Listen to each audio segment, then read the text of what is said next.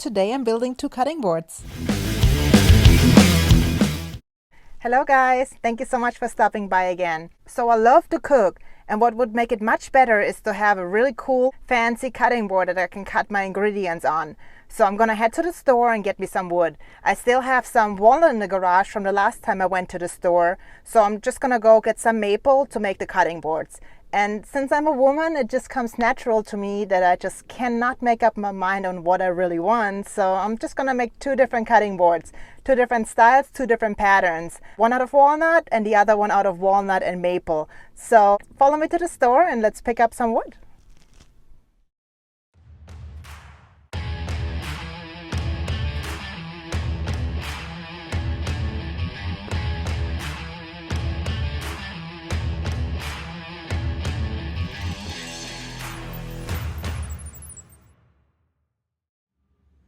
I made it to my local lumber store, and as you can see, there are a lot of varieties to choose from. Here's the maple I was looking for. I'm gonna take one board of this, and over here we have the walnut I had purchased a few weeks ago. So now I got the board all loaded up. Let's go back to the workshop and build some cutting boards.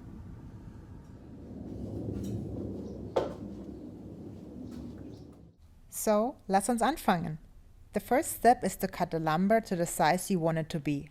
The easiest way to do so is to use the miter saw.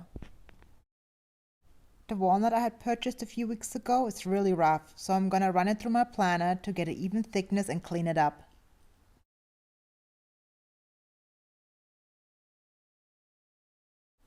The next step is to run your wood over the jointer so you can get an even 90-degree angle on one side of the wood. This will help you later to get straight cuts on the table saw. Repeat the same steps with each of the wood pieces you have. Do the same with the walnut wood pieces. The walnut is much thicker and heavier than the maple I had purchased. It almost felt like a little workout to my arms. Always make sure you keep the wood flush to the fence to end up at a 90-degree angle. Now it's time to cut the pieces to size. Make sure that you press the side that you just ran over the jointer onto the fence to get an even cut. The maple I had purchased was just over 10 centimeter wide, so I cut it in half and ended up with two 5 centimeter pieces. I adjusted the height of the table saw blade to accommodate the thickness of the walnut. Then I ripped the wood into 5 centimeter pieces, just like the maple. Always make sure you use a push stick to guide the wood past the blade. Once you got all the pieces cut, lay them out into different patterns to find one that you like. This is the one I came up with. I know in the beginning I said that one board will just be made out of walnut, but here I go, I changed my mind again. I ended up adding a few pieces of the maple in it as well. Now I will glue the pieces together with a lot of wood glue. A link to the specific glue I'm using you can find in the description below. Make sure you spread an even and thick layer all over the board. The easiest way to get an even thickness is to use one of those rubber brushes I'm using. Repeat the step for the other pieces. After the wood has cured, I will have to run the board through the planer again to get an even surface. The maximum width a board can be to run through my DeWalt planer can only be 30 centimeters. Therefore, I will have to leave the cutting board in two pieces and I will glue them together in the end. Once you're done gluing all the pieces together, you can adjust the clamps and tighten them. Tighten the clamps just enough for the glue to be squeezed out. For all the extra glue that was squeezed out of the gaps, you can take a moist rag and wipe them off.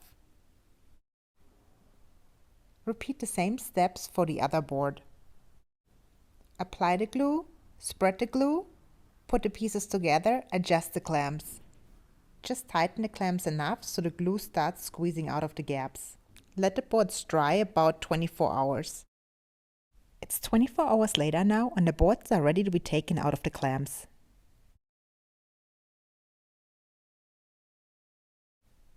Run both sides of the board through the planer to get an even thickness before gluing them together.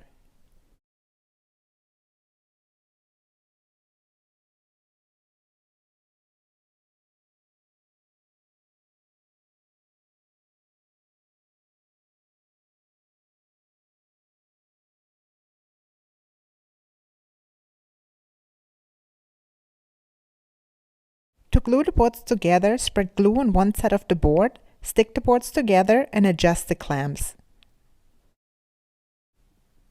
Like always, let the glue dry for 24 hours. After 24 hours, it's time to take the board out of the clamps for one last time. Use the miter saw to cut off both ends to end up with a square board. Sand the board briefly, especially around the glue line where you glued the board for the second time.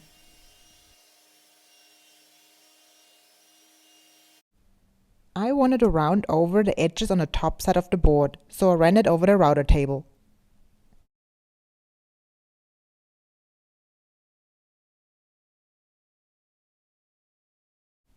For the bottom side, I wanted to cut off a bigger angle, so I set my saw blade to 40 degrees.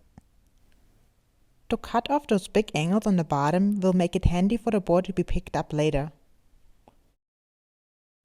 Cut all 4 sides on the bottom to the 40-degree angle.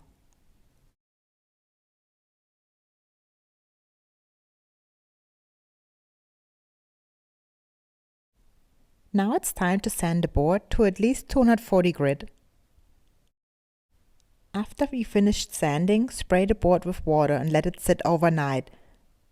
While the board is drying overnight, little grains of the board will stand up that we will sand down later again to get a smoother finish. Now let's finish working on the second board. Any glue that you didn't take off with the wet rag initially, you can take off with a chisel. After it, sand the board lightly to take off any additional glue that is left on the board. While the first board is a side grain cutting board, for the second board I would like to go with the end grain cutting board. I start by cleaning off one side of the board and cut off the side to a 90-degree angle to the board.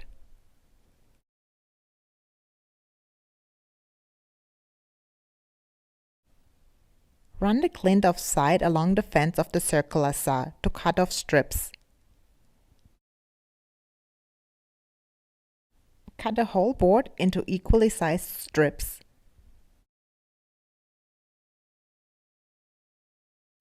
Those are the strips I ended up with, and this is also the pattern I want to go with for the board.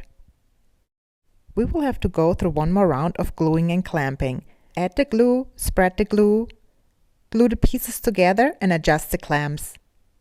Like always, let the piece dry for about 24 hours. Like before, I separated the glue ups into 2 pieces, so I can run them later through my planner. It is 24 hours later and the board is ready to be taken out of the clamps. Take the board and run it through the planner. Then it is ready to be glued onto the other half. Glue the board one last time directly on the seam. Apply the glue, spread the glue, put the boards together and tighten the clamps.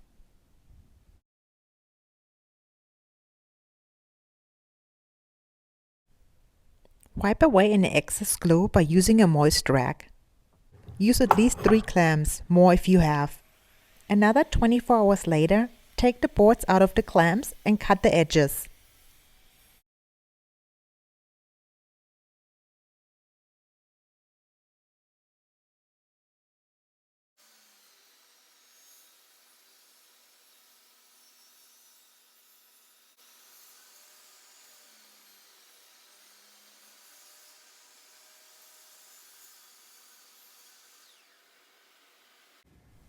For this end grain cutting board, I would like to add juice grooves.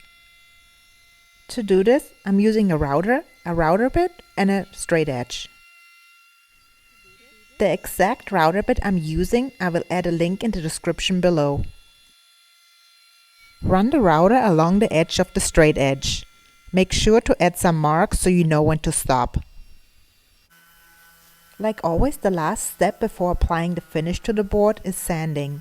Sand to 240 grit like on the last board. Apply water, let it dry overnight, and sand it one more time. I noticed I left the burn mark from the router bit. I sanded it off as well. And finally, we are at the point where we can apply the cutting board oil. I'm using Walrus cutting board oil. Use a rag and apply a very generous amount to all sides of the board. Let it sit overnight so it can suck in all the oil at once. It is a very satisfying picture to apply the oil and see the full beauty of the wood come through.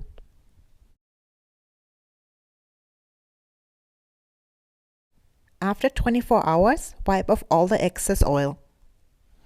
It's 24 hours later now, and I wiped off all the excess oil. Now it's time to attach the legs. Let's pre-drill all the holes. Place all 4 legs onto the board into their desired location, so you can mark where to pre-drill the holes.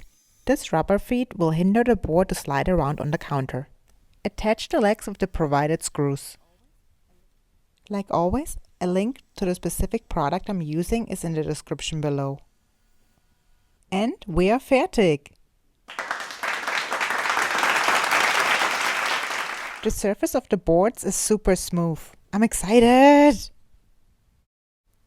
Please like, subscribe, and leave me a comment. I would really appreciate it.